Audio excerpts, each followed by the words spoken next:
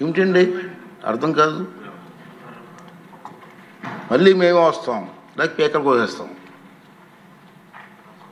ఏంటండి అంతు చూస్తాం మాటలు రఫరఫాట. Cinema dialogue రఫరఫా. ఏంటి నాకు అర్థం కావట్లేదు.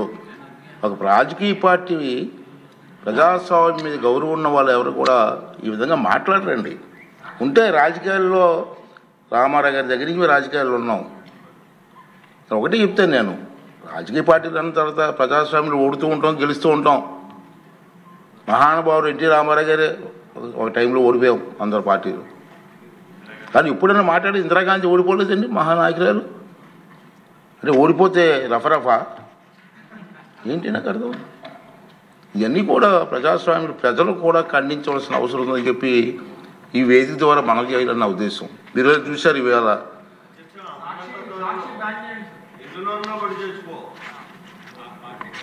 అంటే నేనేమంటానంటే నేను మీలా విమర్శించకూడదు కాబట్టి కొంచెం వస్తుంది, ఆవేశం వస్తుంది కానీ కంట్రోల్ చేసుకుని మాట్లాడాల్సి వస్తుంది.